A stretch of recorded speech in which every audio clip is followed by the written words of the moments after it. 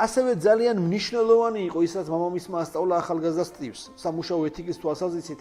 ეს არის გაკვეთილი, რომელიც მამამისმა ღრმად ჩაუნერგა და მნიშვნელოვანი იყო მოწყობილობების უხილავი, უკანა მხარის სწორად და უნაკლოდ დამზადება. მიუხედავად იმისა, რომ ისინი მომხმარებლებს თვალში არასოდეს მოხვდებოდნენ და ვერავინ ვერასოდეს ნახავდა შიდა მხარეს, შიდა განლაგება მაინც იდეალური და სრულყოფილი უნდა ყოფილიყო და სტივი ამ ხრივ ძალიან ფანატიკურად იყო განწყობილი.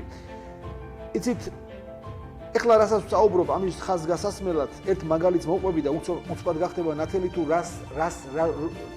როგორი სამუშაო ეთიკა გამოიმუშავა ბავშვობის ასაკიდან სტივმა მამამისთან ურთიერთობის დროს. წარმოიდგინეთ, იაპონელი გლეხი აკეთებს ტუმბოს და ამ ტუმბოს აკეთებს ხის მასალისგან, რომელიც დიდი ხანია საშრობში აქვს გამოკიდული და ამ ხის მასალას ის დახერხავს ნაჭრებად და დიდი რუდუნებით იწყებს შედევრის შექმნას.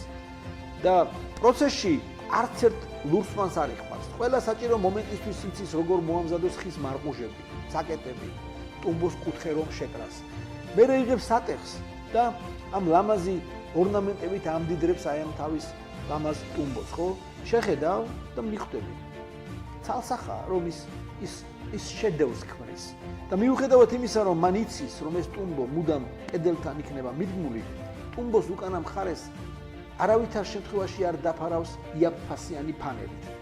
იქაც ამ ძვირადღირებულ ხის მასალას გამოიყენებს და ტუმბოს ზურგსაც აი ამ ძვირფასი ხით დაფარავს.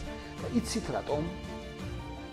იმიტომ რომ ღამე არ დააძინებს იმაზე ფიქრი და იმის განცდა, რომ მის შედევრს უკანა მხარეს იაფფასიანი ფანერი გააქვს მიკროფონი. და ეს არის შიდა სტანდარტების კივილი. და ეს არის ის, რომ ის კომპრომისი არ მიდის შიდა სტანდარტებთან.